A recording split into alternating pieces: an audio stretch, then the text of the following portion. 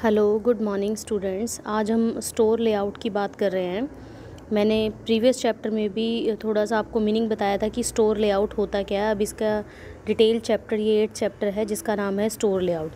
Store layout means the way in which the store is design as well as merchandise is arranged within the store. कहते हैं store layout का मतलब ये है कि store को इस तरह से डिज़ाइन करना जिसमें गुड्स स्टोर के अंदर इस तरह से अरेंज की जाती है ताकि कस्टमर अपने आप अट्रैक्ट हो। ये इस तरह से एक बेटर लुक प्रोवाइड किया जाना चाहिए ताकि कस्टमर एक रिलैक्स पॉइंट पर अपनी परचेजिंग कर पाए। कस्टमर के माइंड में जैसे ही स्टोर में एंटर करता है उसके लिए वो फर्स्ट इंप्रेशन वहीं से बन जाता है। अगर आप रिटेल स्टोर की सक्सेस चाहते हो तो आपको एक वेल प्लान तरीके से अपना स्टोर डिज़ाइन करना होगा। कहते हैं स्टोर को अगर एक बार हमने अच्छी केयर के साथ डिज़ाइन कर लिया तो ये हमारे लिए सक्सेस का बहुत बड़ा पॉइंट होता है।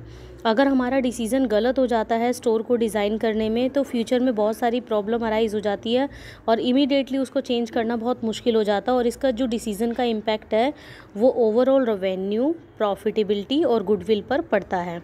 तो हमें बहुत ज़्यादा मस्ट केयर के साथ ही अपने स्टोर को डिज़ाइन यानी कि वहाँ का लेआउट तैयार करना चाहिए।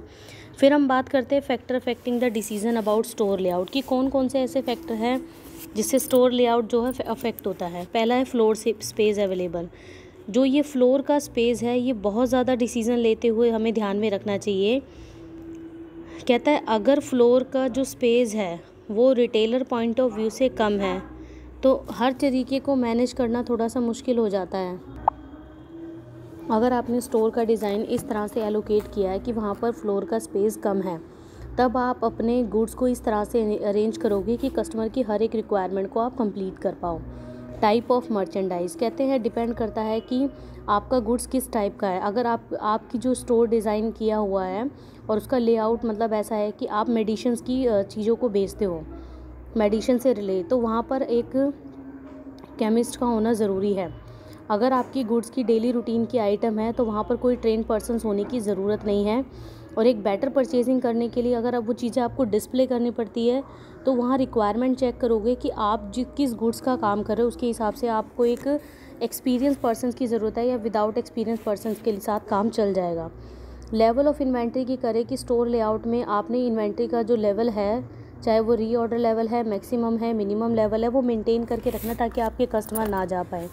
नंबर ऑफ़ कस्टमर्स की बात करें, कहते हैं नंबर ऑफ़ कस्टमर्स बहुत ज़्यादा इंपॉर्टेंट अफेक्ट करता है क्योंकि जब भी हम स्टोर को डिज़ाइन करते हैं कि वो सिटी की बीचों बीच होगी या भीड़ वाली जगह होगी, वहाँ पर नंबर ऑफ़ कस्टमर कितने आ पाएंगे उसी हिसाब से हम जो है अपने स्टोर का डिज़ाइन करते हैं। और हम स्टोर को इस तरह से डिज़ाइन करते हैं ताकि शॉप लिफ्टिंग वहाँ पर ना हो पाए क्योंकि हम CCTV कैमरेज वगैरह लगवाते हैं।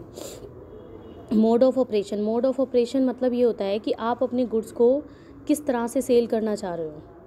The retailer may plan that he should display the goods and the customer must choose the merchandise by self-service कि वहाँ पर सेल्फ सर्विस है या एक सेल्समैन को अपॉइंट करना पड़ेगा या थ्रू इंटरमीडिएटर आप अपनी गुड्स को कस्टमर तक पहुँचाओगे, तो ये भी लेआउट के अंदर ही आता है। नंबर ऑफ़ डिपार्टमेंट का मतलब होता है कि आपने उस स्टोर डिज़ाइन में लेआउट में कितने नंबर ऑफ़ सेक्शन जो है मेंटेन करके रखे हो। जितने नंबर ऑफ़ सेक्शंस होंगे उसी हिसाब से अपनी गुड्स को अरेंज कर सकते हैं जिससे कि कस्टमर को रिटेल स्टोर में एंटर करते हुए किसी तरह की कोई प्रॉब्लम अराइज़ ना हो।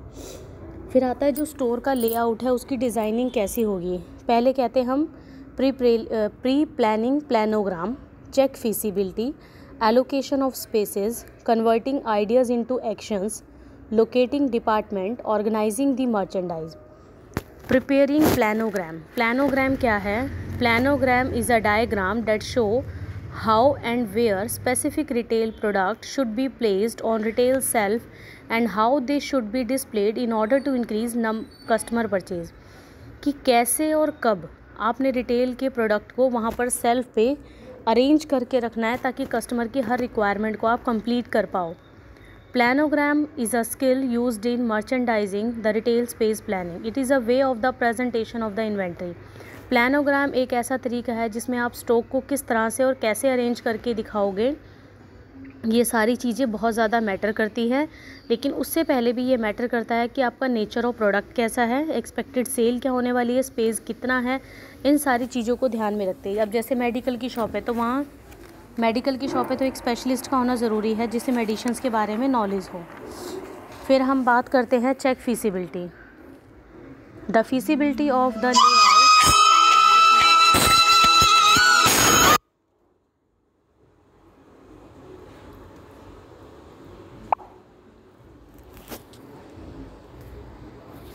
The feasibility of the layout design prepared is checked by consulting various specialists. कहते हैं जब हमने feasibility चेक करनी है तो हमें बहुत सारे स्पेशलिस्ट की यहाँ ज़रूरत पड़ती है, like architect, contractor, store planner etcetera. जब हम feasibility को एक बार चेक कर लेते हैं तो हम स्टोर का लेआउट एक स्केच द्वारा प्रिपेयर कर लेते हैं। देन आता है allocation of spaces. Allocation of spaces हमें ये कहता है कि after the establishment of this, next हम बात करते हैं एलोकेशन ऑफ स्पेसेस की। कहते हैं जैसे ही ऑपरेशन प्लान को इम्प्लीमेंट कर लिया जाता है हमें स्पेस को एलोकेट करना पड़ता है हर एक सेक्शंस और डिपार्टमेंट के साथ, ताकि हम उसमें अपनी वैरायटी ऑफ गुड्स और जितनी भी प्रोडक्ट लाइन है उसको हम इस्टेब्लिश कर पाएँ। Converting ideas into action. कहते हैं सारे ऊपर के स्टेप्स होने के बाद अब हमें जो हम नॉर्मली सोच रहे थे उसे हमें प्रैक्टिकली कन्वर्ट करना है, मतलब अपने आइडियाज़ को एक्शंस में लेकर आना है, ताकि लेआउट को इस तरह से डिज़ाइन किया जा सके विद इन दी स्टोर। और टाइम और मनी कंस्ट्रेंट होने के कारण हमें इस तरह से स्टोर को डिज़ाइन करना पड़ता है ताकि कस्टमर को किसी तरह की प्रॉब्लम अराइज ना हो। नेक्स्ट हम बात करते हैं लोकेटिंग डिपार्टमेंट। कहते हैं जब अदर डिपार्टमेंट हमारे एलोकेट कर दिए जाते हैं, प्रैक्टिकली लेआउट डिज़ाइन कर दिया जाता है, तो इसका मतलब है इस स्टेज पर हमने हर एक डिपार्टमेंट और सेक्शंस अपने स्टेज पर बना लिए हैं। 6 पॉइंट आता है ऑर्गेनाइजिंग दी मर्चेंडाइज। कहते हैं लास्ट स्टेप डिज़ाइनिंग का स्टोर लेआउट का ये है कि हमने गुड्स को इस तरह से अरेंज करनी है कि हर एक सेक्शंस और डिपार्टमेंट में स्पेस को एलोकेट किया जाए according to their size, categories and colours. और कॉम्प्लीमेंट्री जो प्रोडक्ट है वो उनके साथ रखने चाहिए ताकि कस्टमर को उसके यूज़ का पता लग सके। Now the types of store layout. आपका जो स्टोर लेआउट है वो 4 टाइप्स का होता है। देखो यहाँ पर डायग्राम बना हुआ है। इस डायग्राम में पहला ग्रिड लेआउट है, फिर रेस ट्रैक लेआउट है, स्पाइन लेआउट है, देन फ्री फॉर्म या फिर बुटीक लेआउट है। ग्रिड लेआउट क्या होता है? जनरली जो सुपरमार्केट और डिस्काउंटमेंटल स्टोर्स होते हैं उनमें ग्रिड लेआउट यूज़ किया जाता है। ग्रिड लेआउट में आपकी वॉल्स, जो स्टोर की वॉल्स है उसके साथ अपनी गुड्स को इस तरह से डिज़ाइन किया जाता है ताकि पैरेलल मैनर में वो गुड्स जो है डिस्प्ले की जा सके। नॉर्मली जो ये ग्रिड लेआउट होते हैं वो उसमें जो जितने भी शोरूम्स होते हैं या सुपरमार्केट है, डिस्काउंट स्टोर है, वहाँ पर नॉर्मली जो सर्विसेज है वो सेल्फ सर्विस ज़्यादा इंपॉर्टेंट रखी जाती है और जो स्पेस का एरिया है वो एसल्स रखा जाता है, मतलब वो जो वे है उसकी सेम विड्थ और सेम लेंथ रखी जाती है ताकि ईज़िली कोई भी कस्टमर सेल्फ सर्विस के थ्रू अपने जो है गुड्स को परचेज़ कर पाए। कहते हैं जो इसकी मेरिट्स है ग्रिड लेआउट की क्या है? सबसे पहले ग्रिड लेआउट की ये है कि ये बहुत ज़्यादा इफ़ेक्टिव है। सेकंड आता है कि जो स्पेस अवेलेबल किया जाता है वो रिटेल स्टोर के अंदर ही किया जाता है। फिक्सचर्स की जो रिक्वायरमेंट होती है वो कंपैरेटिवली लोअर होती है।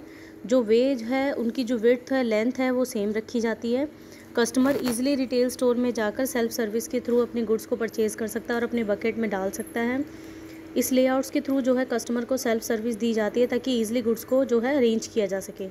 देखो इस डायग्राम में एक कुछ बेकरी के प्रोडक्ट शो हो रहे हैं, कुछ फ्रूट्स के, कुछ वेजिटेबल्स के, और राइट हैंड साइड पे इलेक्ट्रिकल और इलेक्ट्रॉनिक्स के हैं, नीचे क्लोथिंग है। ये सब डिपार्टमेंट जो है सेक्शंस बना दिए गए हैं ताकि ईजिली कस्टमर से यहाँ पर एंटर करेगा।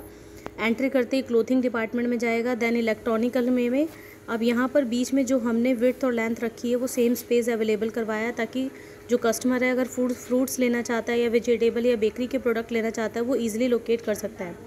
अगर हमें किसी भी तरह की प्रॉब्लम आती है देन ऑफिस में जाके हम कंसल्ट कर सकते हैं। और एग्जिट में यहाँ पर हमारा एग्जिट ऑप्शंस बनाया हुआ है।